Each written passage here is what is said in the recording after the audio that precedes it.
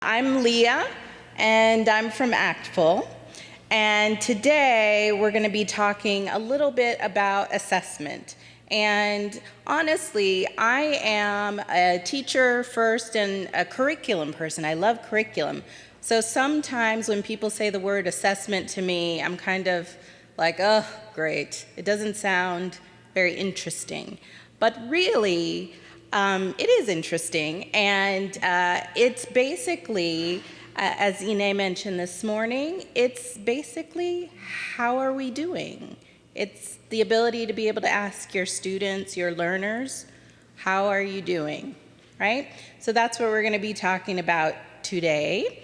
I'm going to start broadly. The first part of my presentation will be a little bit more of me talking, and then after that, it's going to be more of you talking. So we'll shift into more of workshop mode after the first part. That all right with you? Are you awake after lunch? It's sometimes hard to go after lunch. All right. So before we move on to content, we're going to actually do something online. So if you don't have Wi-Fi on your phone and you would like it, I have a little MiFi. So if you look it up, that's what it'll be called, Verizon, and that's the password. So if you want to write it down for later, you might need it. Okay. So, anybody know how to pronounce the first word?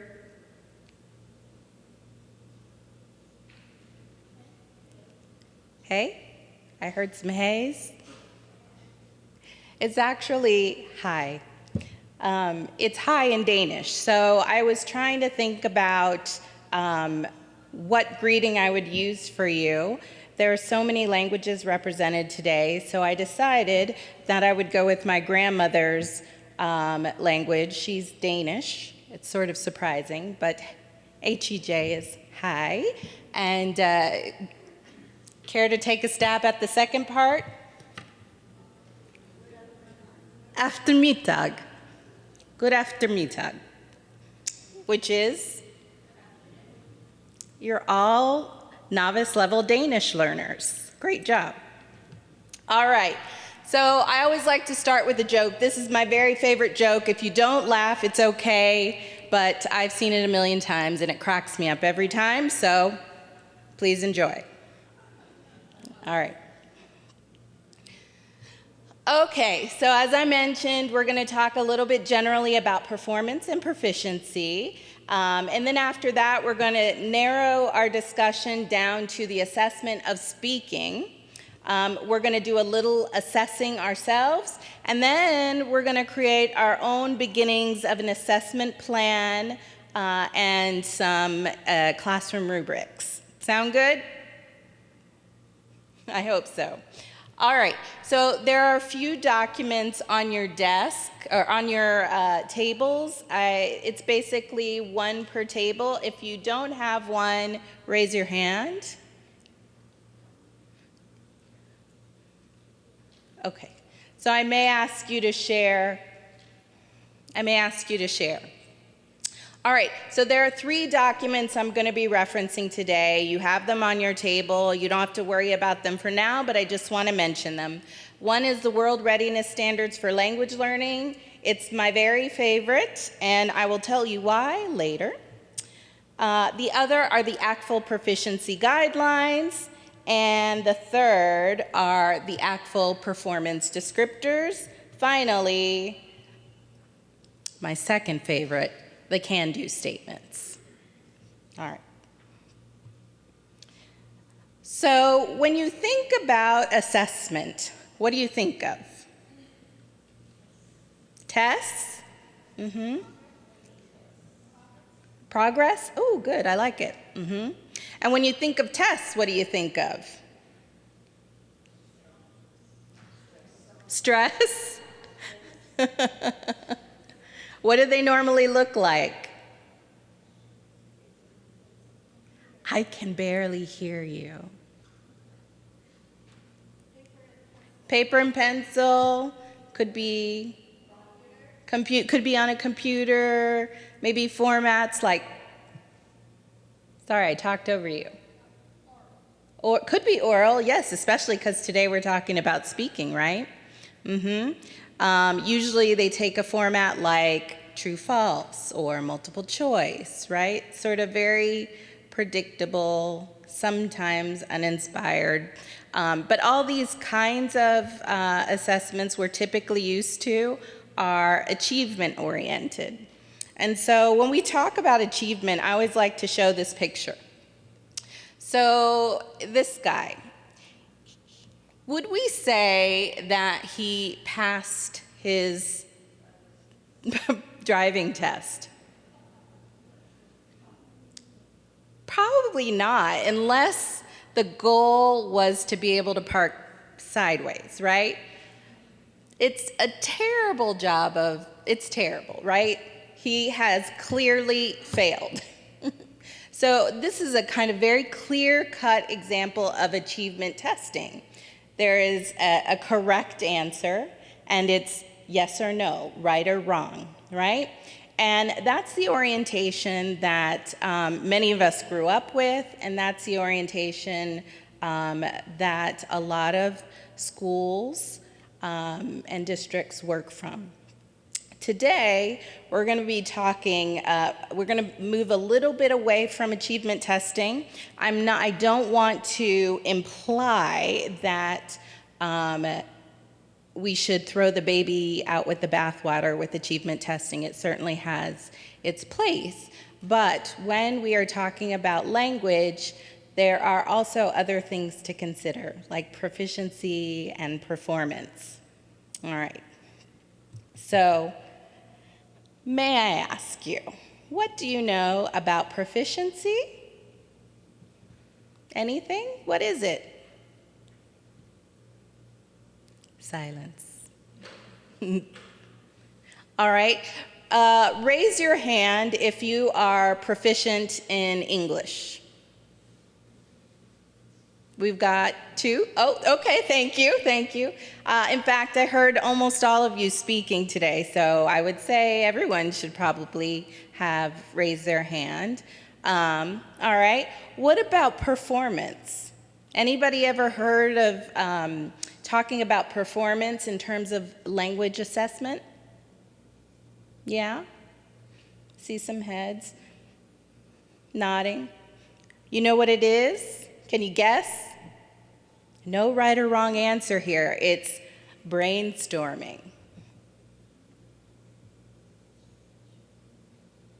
Just take a guess. Participation? Yeah. Demonstration of your ability, right? In this case, we're talking about speaking, so I'll reference speaking. Yeah.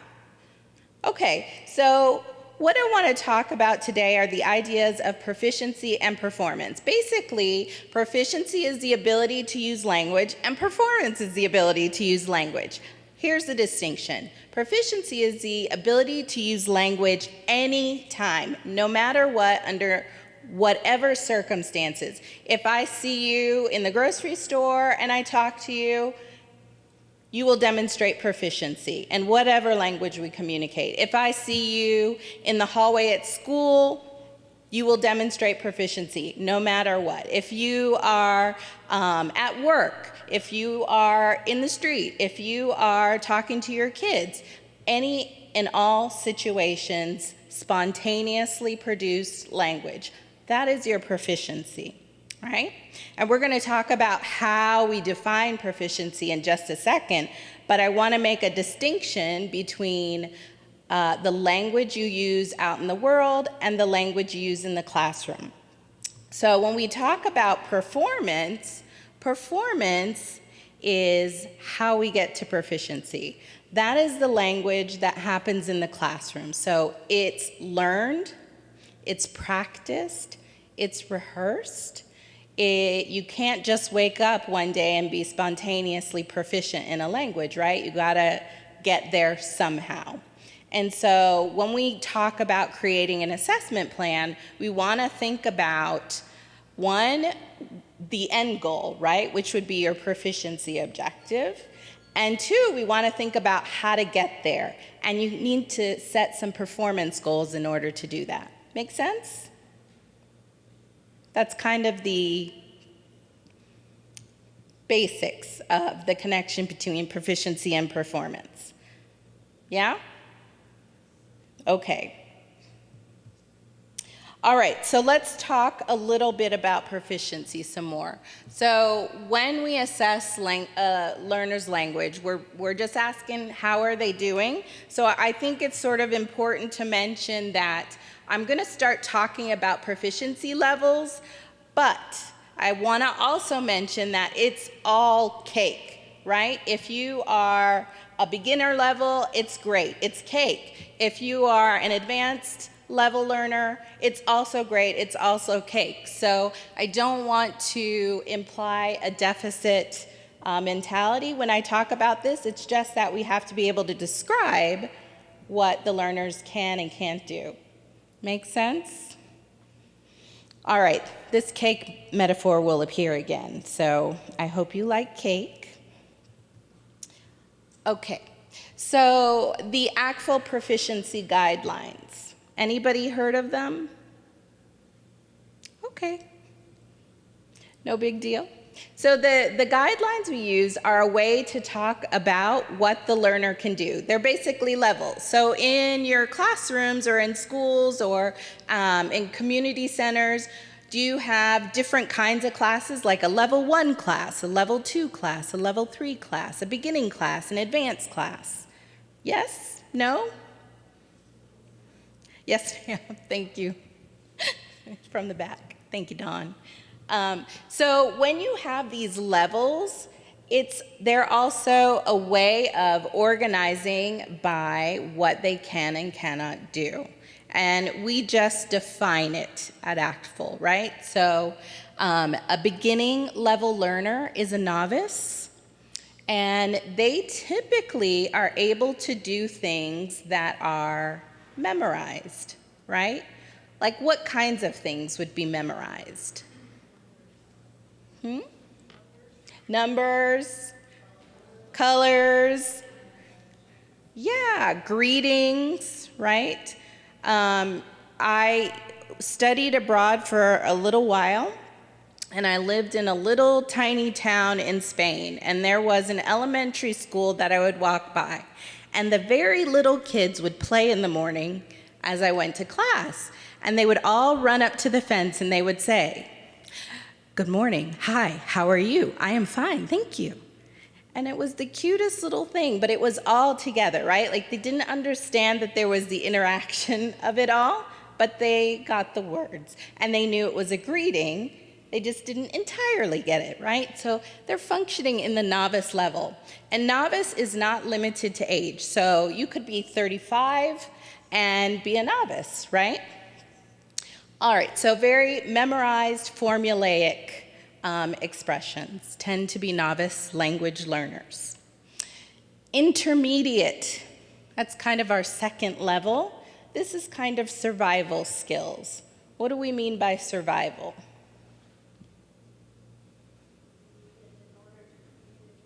Yeah, this is where you start to see the ability to communicate. This is where people start to be able to create with the language, right? Can this kind of person work in an office? Maybe depends on the job, right? If it's answering the phones, maybe not, right? That might be too hard, but basic conversation. You might be able to ask where the bathroom is. Will you understand when they give you directions? Maybe not, right? That's the kind of tricky part of being at that level, right? You know how to ask the questions, but you might not understand everything that's said in response to you, right? And people who are listening to you speak will not understand everything you say as an intermediate language user. Okay? All right, so advanced. Advanced is where it starts to get meaty, right? So advanced is where they're able to do things like narrate or describe. They're able to use present tense, past tense, future time. They're able to move within major time frames, and they're able to interact in a very meaningful way. They're able to have conversation, right? So we've moved way out of memorized and into, yeah. Can these people work in an office without issue? Yeah, without major issue. If you are an advanced, oops, didn't mean to do that. If you are an advanced language learner, then you can definitely work without issue, without major issue in an office setting. So, and there are a couple more levels, superior and advanced. I'm not going to address those today, okay? All right, so I'm not sure what that red dot is, but whatever it is, it seems very important. So in addition to the proficiency levels, we also break them down because in the morning I heard some discussion about sometimes how long it takes for a language learner. So if you take a look, I'll just go back for just a second. I wanted you to note the inverted cone, right? So you see at the bottom, the novice is blue. It's kind of the smallest area. Intermediate green, advanced orange, and superior yellow. And what that means is basically you stay a novice learner for a much shorter time than you would, for example, stay at the intermediate level or at the advanced. So basically, as you move up the proficiency range, the more there is to learn, the more there is to know, the more time it takes. Right? So you might move through novice super quick, and then you might spend a few years at intermediate. Well, if it is conceivable that you could spend several years being an intermediate language learner, totally normal, someone of regular language learning capacity, then it would be hard to identify a learner's growth, right? Because you're like, well, they've been intermediate for the last 3 years. So what we also do is break it into sublevels. And here's where the cake metaphor comes back in. So we've got low, mid, and high. So you can be novice low, novice mid, or novice high. You can be intermediate mid, intermediate low, or intermediate high, and so on and so on. And so what that really means is low is the minimum, right? It's like cake. So here's my metaphor again. So we've got 3 cakes here. All cake is good. Are we agreed that cake is good? Is there anyone in here who doesn't like cake? Okay, good.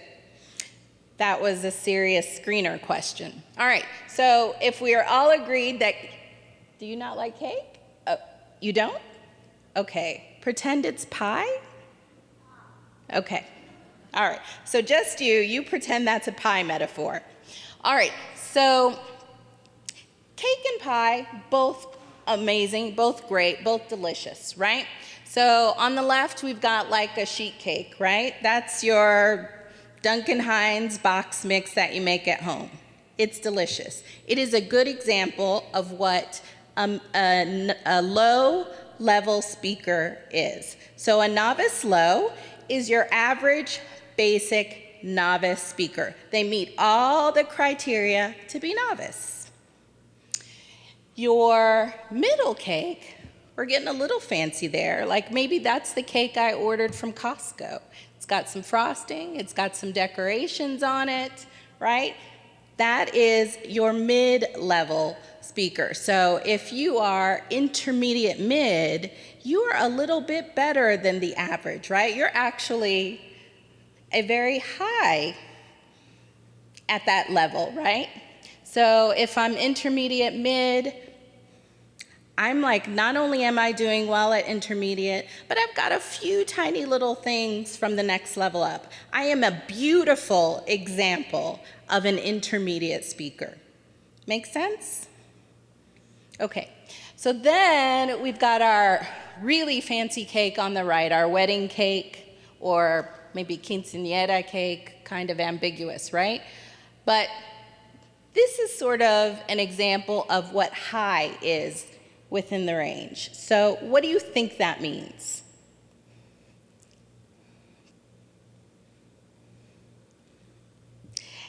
Actually, if you are a high, so for example, if you're advanced high, you are more than at level. You actually have a lot of features at the next level, right?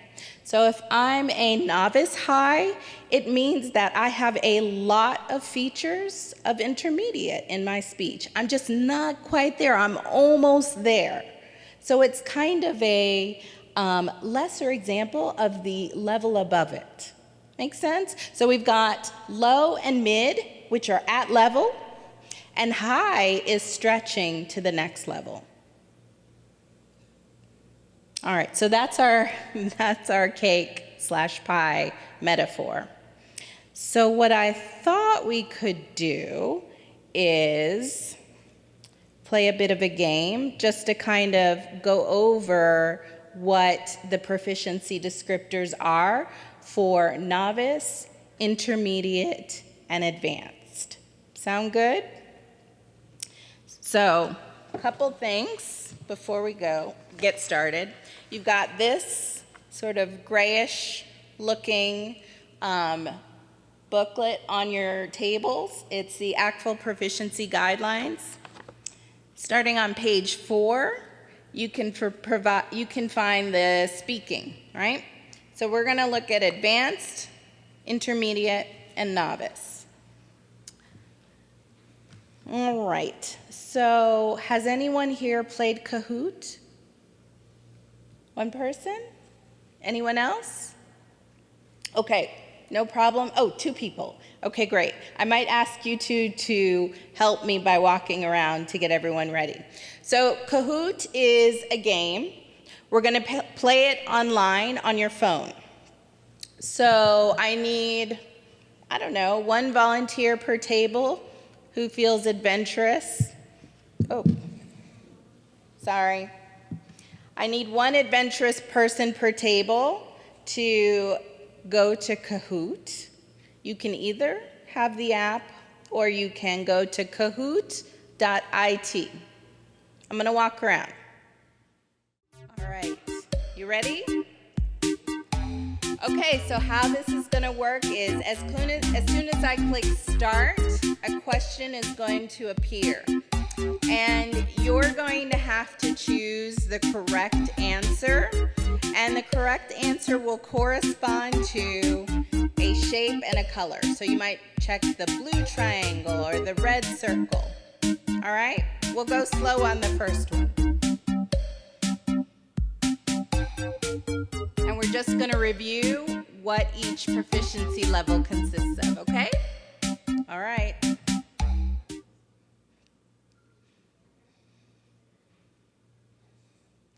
Okay, at what level would they typically be able to ask a few formulaic questions? Novice low, novice mid, novice high, all of the above. It's a little tricky. It would ask a few formulaic questions. Okay, it's novice high. Why?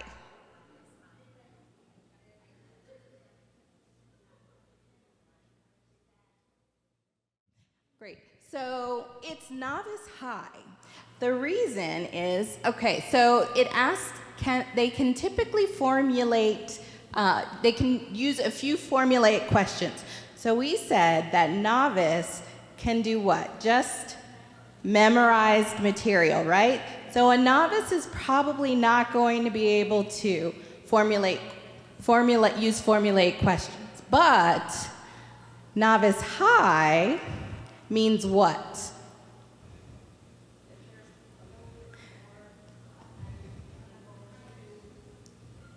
the next level up, right? So novice high, it's that wedding cake example, right? It means there's some ability to do intermediate level tasks, right? So we know that intermediate is kind of survival skills, right? So that's why novice high would be the best answer for this. Want to try another one? Okay. Bless you. Ida, good job. All right, able to create with the language when talking about familiar topics related to their daily life. Familiar topics, daily life, can create with the language.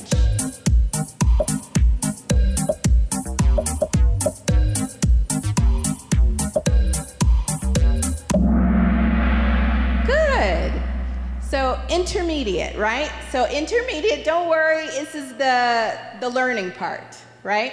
Intermediate, we said, is survival, right? That's where people start to be able to create with the language, right? So we've moved out of the novice range. Novice, we know, is formulaic speech. They're not really creating with the language. They're kind of just mimicking what they've already heard, right? Hi, hello, how are you? I'm fine, thank you, right? That's novice. Intermediate is, the key word there was create. Mm-hmm.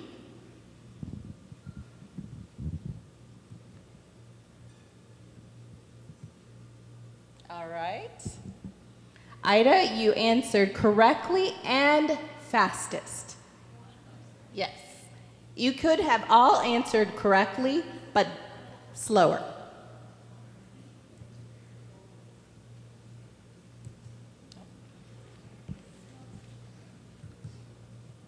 Okay.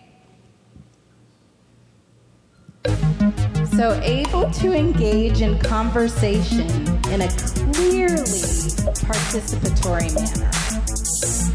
Interaction. Comfortable interaction.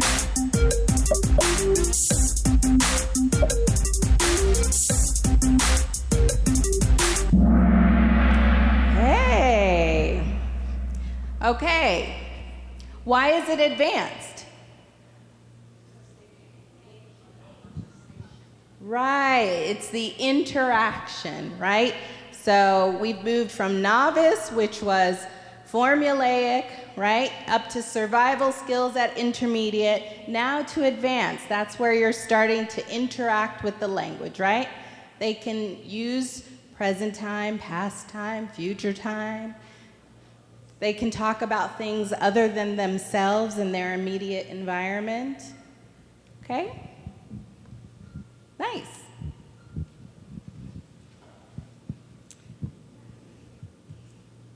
All right. You should get this one super quick. Typically use isolated words and phrases that have been encountered, memorized, or recalled. Memorized.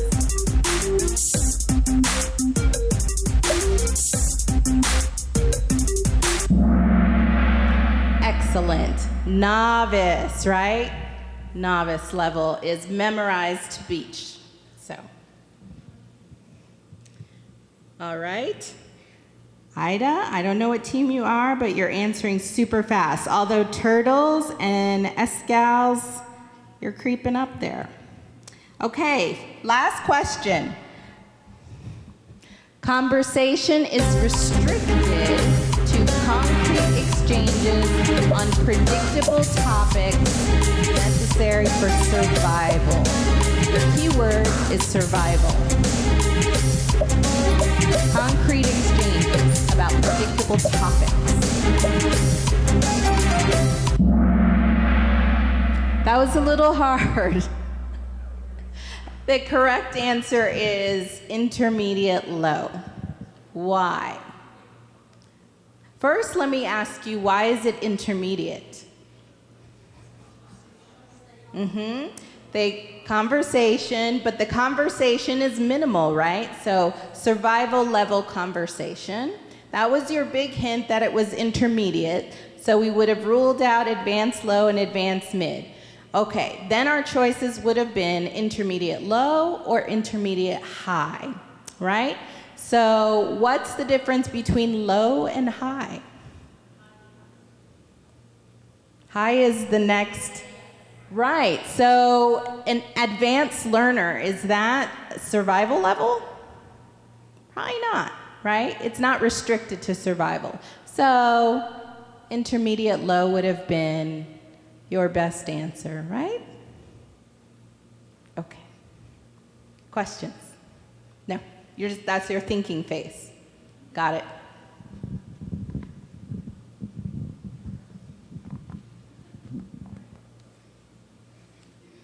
All right. Do you feel like you've got a basic understanding of the levels? Kinda, sorta? Miss Leah, on the if the instructions formulated, that's going to be a novice, right? But if they answer in a formulated fashion, that is going to be intermediate.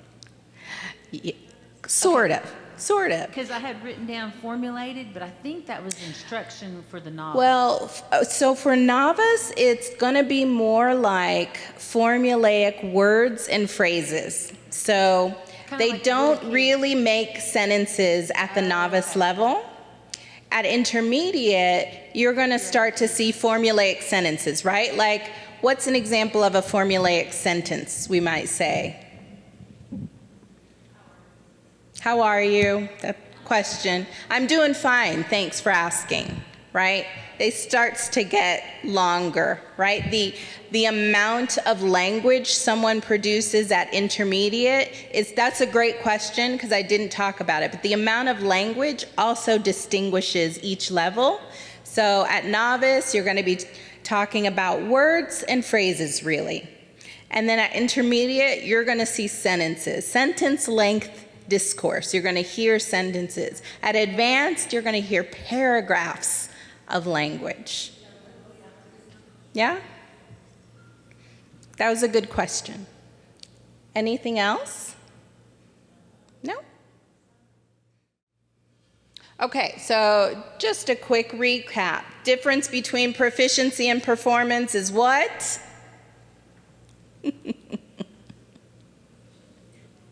I'm going to make you talk to me if it kills me.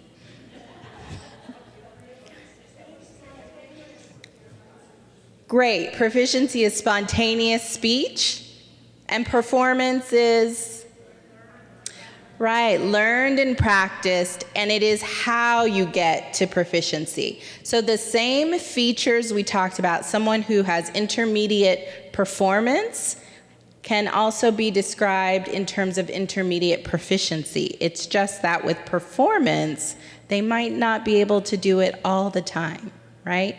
So, for example, they might be very comfortable in a classroom or in a learning setting talking about something, but then if you put them on a street and have a stranger ask them the same thing and they freeze up, that's where you're like, okay, he or she is not quite there yet. It's not quite proficient, but there is an element of performance. Okay? All right. And so this is kind of my summary statement, but spontaneity is sort of a hallmark of proficiency. They can do it anytime, anywhere, no matter what.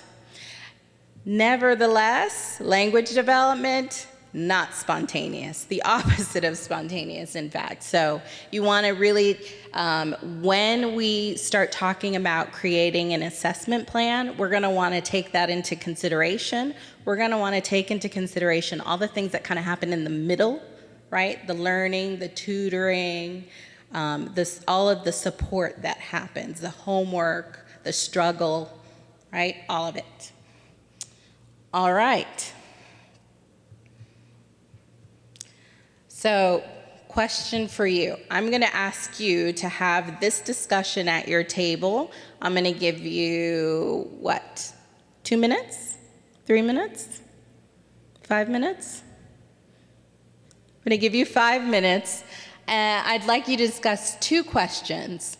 How would you incorporate proficiency, performance, and achievement into your learning setting? And what are the implications for your community?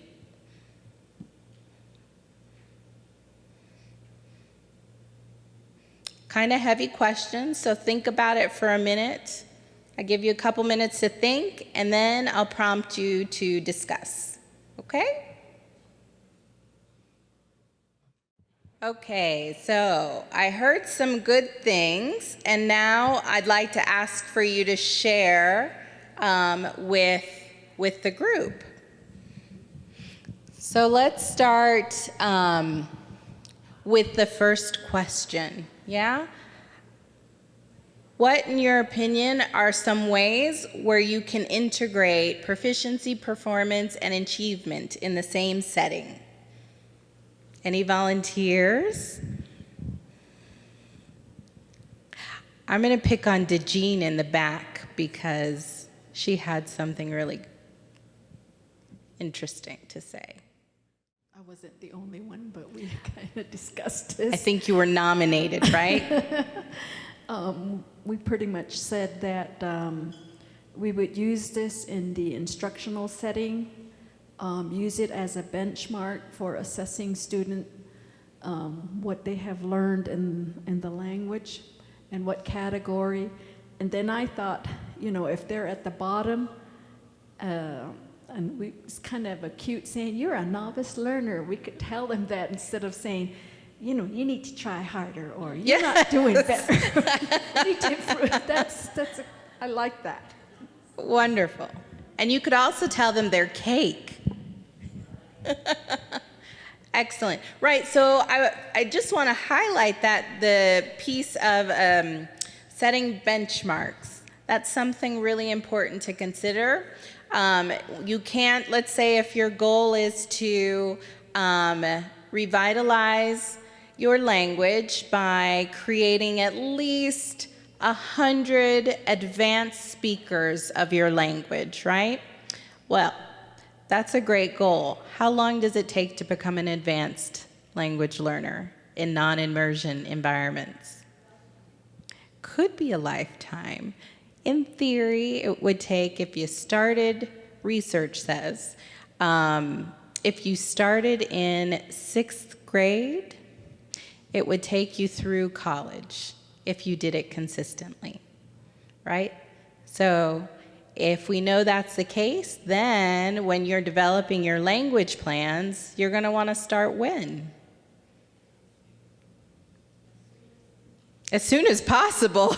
Yes, start talking when they're in your stomach, right? Like, you really want to think about the timing of things, and then you also want to set benchmarks, right? So if that's your goal as a community, then where do they need to be when they're in 6th grade? And then in 6th grade, where should they be after the first 6 weeks? And where should they be after 3 months, after 6 months, after 9 months, right? These are all things you want to think about in terms of proficiency, and then the smaller areas of time, performance, right? Okay, what else? Who else had thoughts? You guys had thoughts. You lost a member. Okay, we were talking about using the modeling with the same thing she said before, that I say, we say, you say, and then while doing that, doing the action, we can demonstrate it to them as well. Like teaching them, like for instance, how to sit, and then you model it for them. And say it at the same time. Okay, so what you're talking about are incorporating teaching strategies, right? So you're focusing on the performance area, you're focusing on what's happening in the middle, right? What are the ways that you can teach? Also, you kind of hinted at something. I've been talking about language, but you just mentioned you wanted to teach them how to sit, right? It's a cultural component, right? And I was remiss by not mentioning the cultural piece of it, right? Okay. Anybody else, or should I pick on someone? We were talking about moving their proficiency, because a lot of our language kids now are at proficiency, and moving them in toward performance. And we discussed using a rubric, and that the students didn't every time have to hit every part. That way we could determine the high, mid, and the low in that part using the rubric. Does that sort of make setting up performance activities? Does that make? So I think what you were asking about, what you actually had been talking about was how can you break proficiency into smaller bits, right? Because we were trying to move it from performance to, right. How do you incorporate both? Well, you can figure out how to break it into pieces. So for example, there are many things that would make you an intermediate learner, but perhaps you would just focus on one thing, like the ability to give and understand commands, right? At the novice level, right? Okay. Thank you. All right, so we'll move on to the second question, which is, what are the implications for your community? And if I may pick on the center table. All right, I'll give you some hints. Shall I? Yeah? Okay. All right, so a few hints I'm highlighting up there. And I want to echo some things I heard this morning in addition to what we've been talking about this afternoon. One is there needs to be opportunity for practice, right? So that's one implication. And I also heard that a lot this morning before lunch, right? A lot of you are looking for opportunities for you as teachers to use the language, and you're looking for opportunities for your learners to use the language as well, right? So that is really an implication. I think that could be implied from what we discussed. In addition, you want to make sure that you're addressing authentic, real-world language, right? So if you want your learners to be able to function in the real world, then that means that in the classroom, you need to make connections to it, right? Yes, no, maybe so? Okay. I will torture you with more group work if you don't respond. All right. In addition, same thing with instruction, right? So instruction will want to focus on real-world tasks. Even if they're not able to speak proficiently at any level yet, you still want them to have opportunities to practice, and you want them to you want to give them opportunities to provide you with evidence of their growth. And what do we mean by that? Evidence of their growth. So if I'm teaching speaking and I want all of you to be able to describe this room in Danish to me, can I just give you that task and say, okay, go. Maybe use your phones, Google the color red in Danish, right? Like that's not exactly what we're talking about, right? So you want to make sure that you have built-in activities that actually require your learners to use the language in the way that you want them to learn it, right?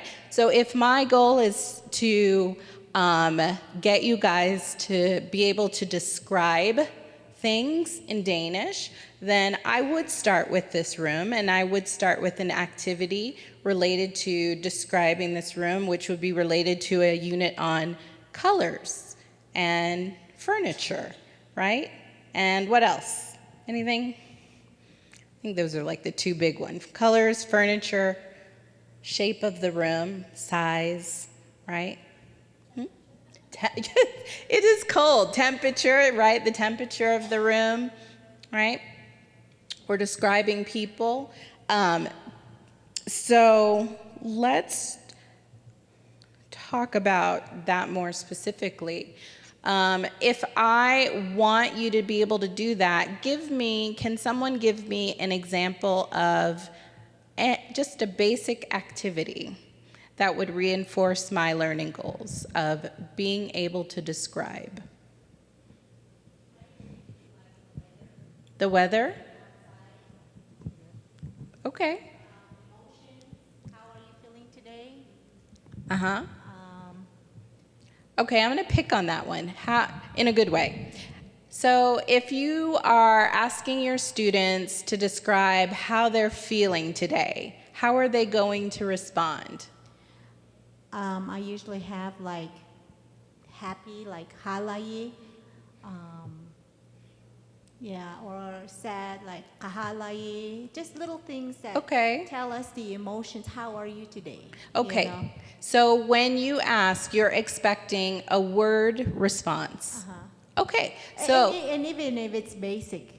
no, you no, know, no. yeah. Remember, Yeah. all of this is cake. Yeah. So you don't have to. No, I'm just want to understand.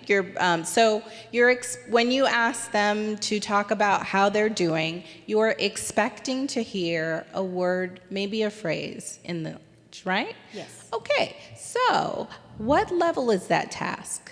That's beginners. Novice. Yes, Yes. beginners. It's a novice level task, right? So, my point is, you have to be very deliberate with the tasks you ask students to do, right? If you are working with learners who are novice and you want to make sure that they're able to talk about how they feel, then you're going to ask them questions in a way that makes it acceptable to answer with a word or a phrase, because you're working at the novice level, right? If I'm working at the advanced level, right, if I have a group of learners where my goal is to get them to reach to the advanced level, how might I change that question? Yeah, you're going to expand it. How? If I say, how are you doing? They could expand when they respond, but they don't have to, right? They could just say, fine. You could be an advanced speaker and say, fine. But that's not an advanced response, right? So that's your fault as the teacher. You didn't elicit the language, you didn't pull the language out of them in a way that gave them the opportunity to show the language at that level. Does that make sense? Oh, I like that. You can level it up. She started off, how are you feeling? You could say, well, why are you feeling that way today? Oh. And then they can elaborate on that a little bit more. I'm tired. Why are you tired? What did you do today? You know, What what made you tired? I worked all day. Is that an advanced response? What did you work on? Stuff, How, things. I'm a teenager. Things, stuff. Right? I'm giving you a hard time a little bit. It's not easy. You have to be very, very deliberate in what you ask, because you can get an acceptable one-word answer for many things, right? So then you're not challenging your learner, if that's your goal, right? If you're at the novice level, these are okay, right? But I want you to think about what you're asking them to do when you're assessing, because if you didn't give them the opportunity, then it's not fair to assess them. Does that make sense? Like if they answered appropriately, even if it's one word, that's great, because the goal of language is to communicate, right? So as teachers, we have to think about, okay, how can we give them opportunities to demonstrate the level of the language that we're targeting? Make sense? you gotta pick the correct words to use as well, because like I said, when I realized you're making it difficult, well, how is, that simple? Yeah. Yes or no? Okay, well, if I tell you, well, tell me why you're tired. Tell me what you did today that made you tired. That's how you can elaborate it more. Right. And partially, exactly right, but also the ability to sort of talk about yourself is typically lower level anyway. So it's kind of difficult to stretch that in terms of elicitation. But yeah, definitely. And I do like your phrase, level. How do we level it up? I'm going to use that. All right. Okay. So what I thought we could do is listen to some language samples, and you can rate them. You can tell me what level they are. Sound good? Are you up for it? Do you need a break? I know it's a little early, but you okay? Okay. They look so cold. All right. So before I play the examples, I want to mention the World Readiness Standards for Language Learning. So typically when we talk about language, we'll say, I teach speaking, or I'm teaching listening today, or I'm teaching reading, or I'm teaching writing. And what the World Readiness Standards does is it sort of groups those skills into communicative modes. So it acknowledges languages for communication. So today, when we talk about speaking, I'm actually going to talk to you about interpersonal listening and speaking, because if we're having a conversation, I'm speaking, you're speaking, but while you're speaking, I'm listening, and while she's speaking, I'm listening to her. Does that make sense? So anytime I mention interpersonal listening and speaking, I'm just talking about participatory speaking, right? So in this case, I'm mostly doing presentational speaking, which doesn't require a lot of interaction, right? I'm sort of bordering interpersonal presentation land, but so we're going to focus on interpersonal communication mode, which is learners interacting and negotiating spoken word. Okay? All right. So here's a little framework for you. So back to that question, when we talk about assessment, we're really asking, how are you doing, right?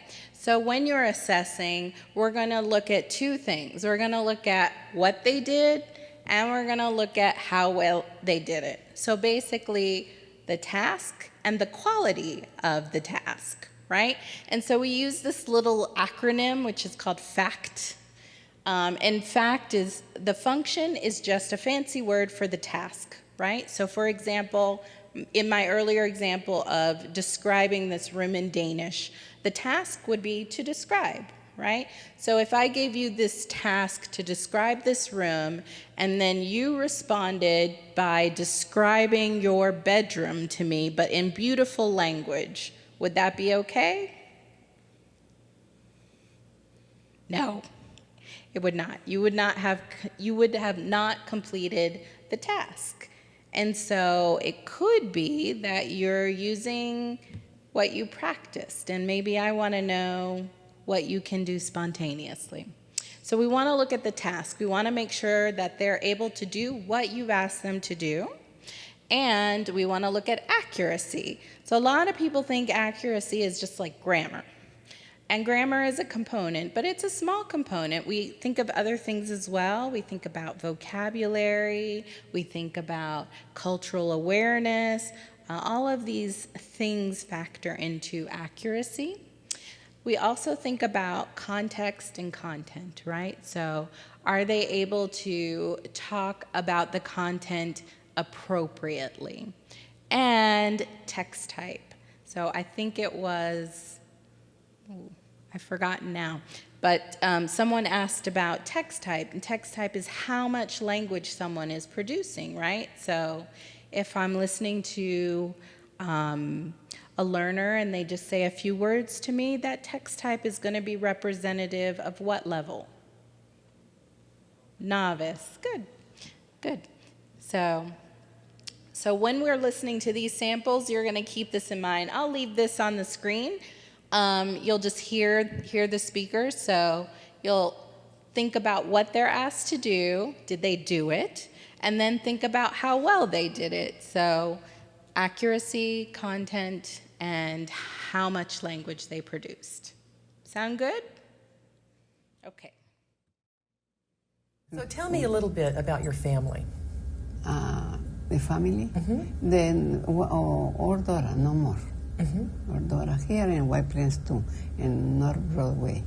My home de Dora, my daughter Sandrina, is Franklin Avenue, 10 Franklin Avenue. And my other Dora living in North Broadway. North Broadway. White Plains, Okay. White Plains. Okay. So what was she asked to do? Talk about her family. What did she say? Was there a lot of language, paragraphs of language? No. It was a little bit of language, right? Were they sentences? Not really, right? They were kind of phrases and words, right? Like what? My daughter. You heard my daughter a couple times, right? What's your favorite food to eat?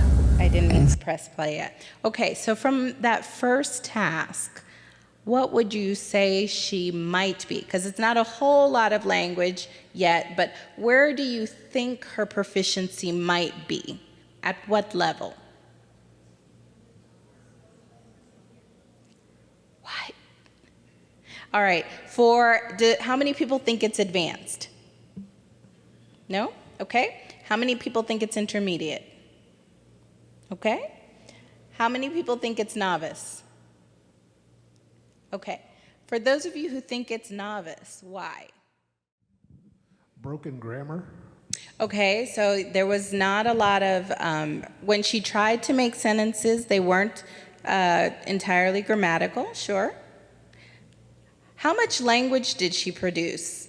We said she produced basically words and phrases, right? So the text type would have been words and phrases, which is novice level. The task was to talk about herself. So self can go between intermediate and novice, but because of the amount of language she produced, it seems like she's novice, right? Because at intermediate, we'll start to hear sentences, right? Okay. All right, let's keep going. Maybe she changes. Maybe she levels up. All right. Your favorite food to eat? It's a favorite. What do you like best? Best. I don't know what is best. Do you prefer chicken? Do you prefer beef? Do you like pasta? Which do you like most? Sometimes chicken, sometimes beef, yeah, sometimes pasta, broccoli. Was say verduras? Was say broccoli? No, I don't know. So you like broccoli? Zucchini. Okay. What other vegetables do you like? Vegetable? You like broccoli, zucchini. What else? What other vegetables? Broccoli, zucchini, was say zanahoria. No remember what say zanahoria. You speak in Spanish? No, I don't know any Spanish. Okay. All right, so what did we hear her say? She liked pasta, she likes chicken, she likes beef, right? Did she hear the tester say that, though? The teacher asked her about that, right? Did you hear that?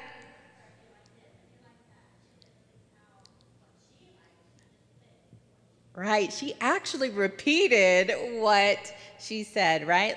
So when the teacher first asked her, she didn't understand. So the teacher gave her a few examples, and then she got it, and she said, oh, yes, I like chicken, sometimes beef, sometimes vegetables, and then she listed a few vegetables. Okay, all right, so the content was on topic Fine. Let's talk about text type. In this case, the text type became very clear, right? What kind of text type did we hear?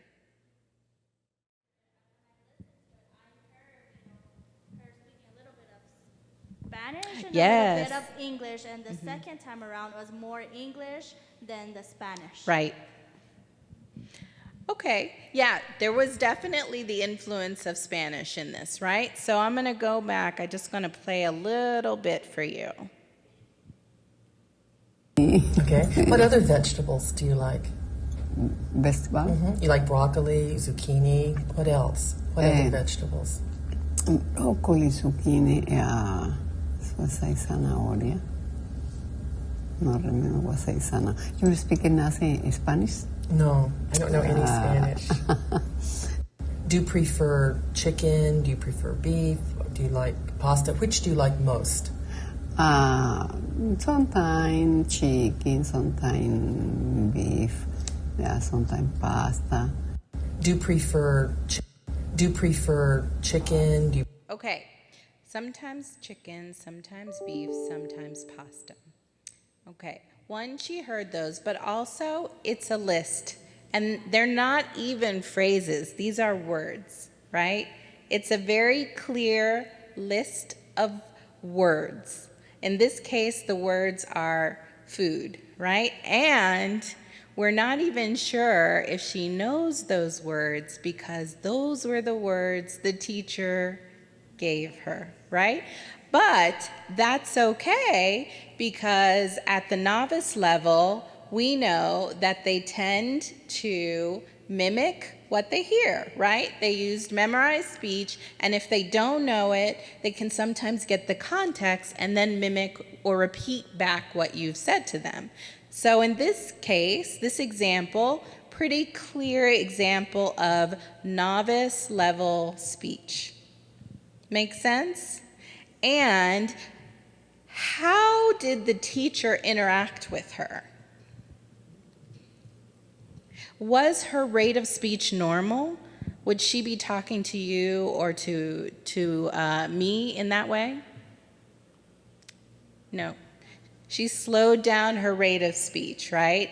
And then she gave clarification, and she gave some examples, and she starts to slow it down like this, right? So she's also using strategies to address the novice comprehension level of her learner. Make sense? Okay. All right. Should we try another one? Okay. Now, you've only been doing this for 2 months, but I'm wondering if there's maybe one child that, let's say, or one event, one thing that happened that was really has made a big impression on you that you could tell me about? Okay, so that's a new teacher. How would you compare his rate of speech to the teacher before? It's a little faster, right? So what are you expecting to hear? Right. So is this person probably going to be novice? Probably not, right? Probably not. Okay, let's see. There was a child that kept saying that my life sucks, and I was really shocked because I grew up with a happy family, and I never thought that some other people would have such a miserable life. That child's parents died in a fire, and his siblings also got injured, and now he ended up with no home.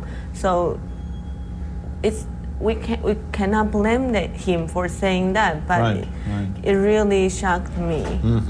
So what were you able to do, or have you been able to do, to make him, let's say, a happier child? Because I'm only there once a week, there isn't really much I can do, and because he's very withdrawn, he basically doesn't talk to me.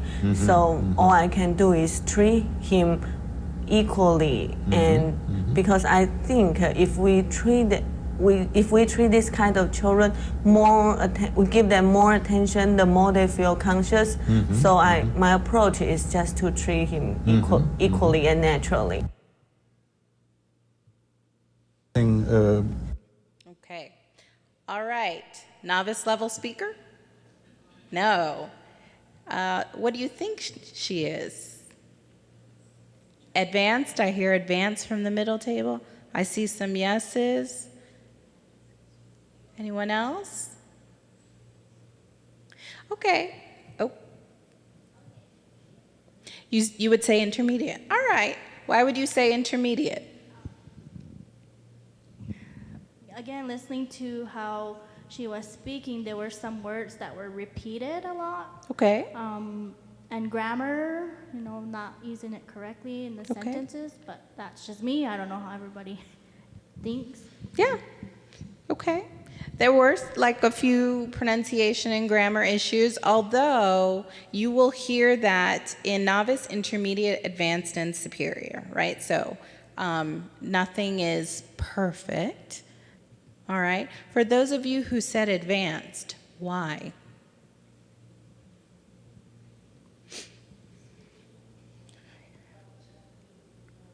Right. She was describing what happened. It's kind of narration, and it was also narration in the past, right?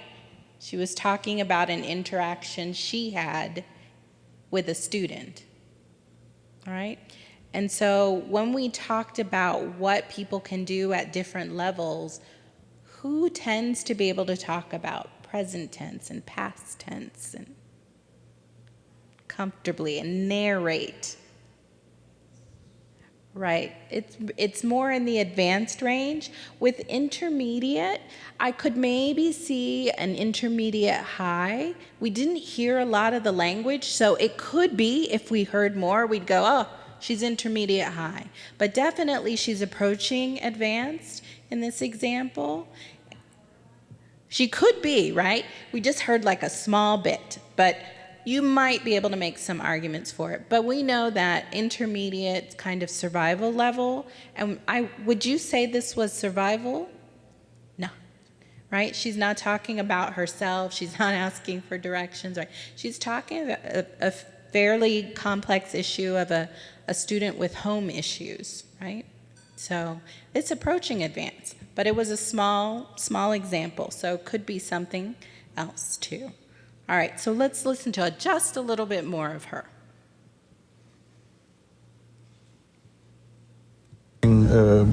Comment, the mini Manhattan. I'm wondering what you think, what does that really mean, a mini Manhattan being here in this area with the real estate and so on? I think it means that White Plains has the convenience of Manhattan, has the potentials, has the excitement, and has the all the important industries here.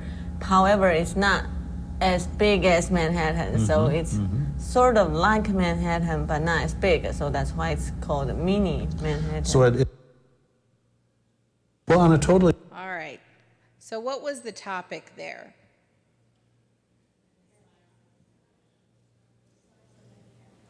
Right. She was comparing, this interview took place in White Plains, New York. So she was comparing White Plains to Manhattan, right? So comparison was happening. All right. Did we hear formulaic language? Formulaic? No, not really. Was not anything predictable, right? It was, seemed like she was creating her own language, right? So we're going to rule out novice because there's nothing formulaic, and we may even rule out intermediate because we also didn't really hear formulaic or predictable topics, sentences, right? So we're in the advanced range. Why, from the fact list there, how can you describe what you heard about her language? How can you describe it?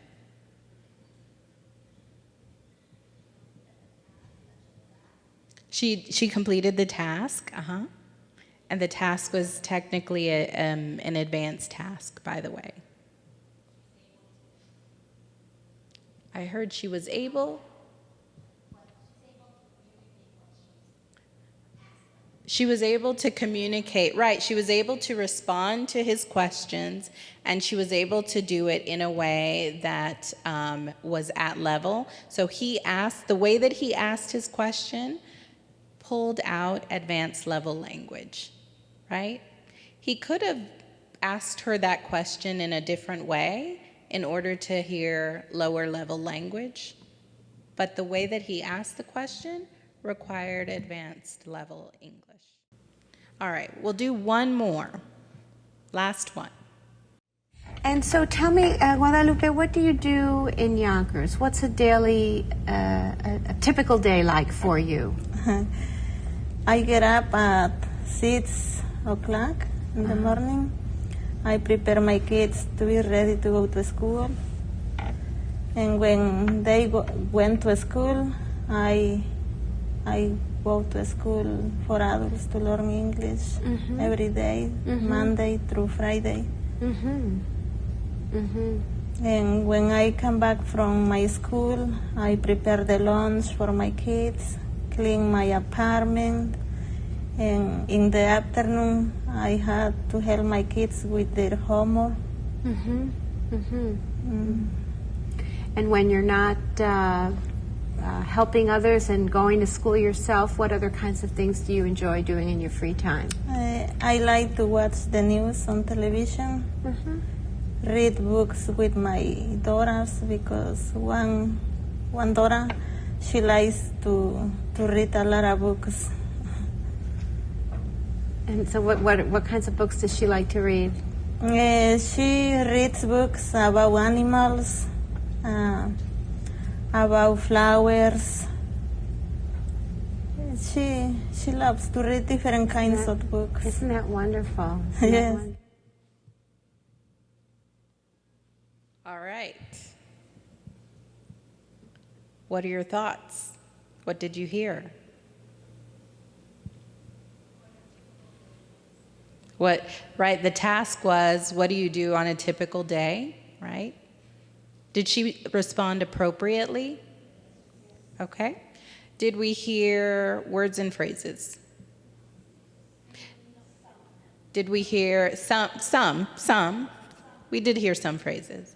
Did we hear sentences? Yes. Were they mostly comprehensible? Could you understand her? Yes? Okay. So,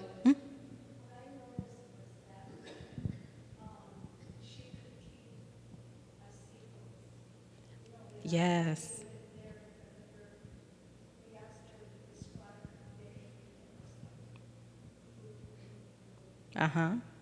It was mildly cohesive, right? So that's where you start moving up the proficiency range, and it's kind of the difference. So at novice, I might give a list, right? Like we heard, her name was Eleanor in the first example, and she gave a list of food, right? Pasta, beef, chicken. There's no cohesion there. There's no real sequence, right? But in this case, she has ordered the activities that she's done from the start to the finish of the day, right? There are more things that can be done to make it cohesive, right? She could have inserted conjunctive adverbs like, and then after this I do, right? But still there was a sequence, and it is mildly cohesive. Good. Okay, so what I want to ask you to do is, you've got one book on your table. Each of you should have it. And I'm going to ask you to turn to page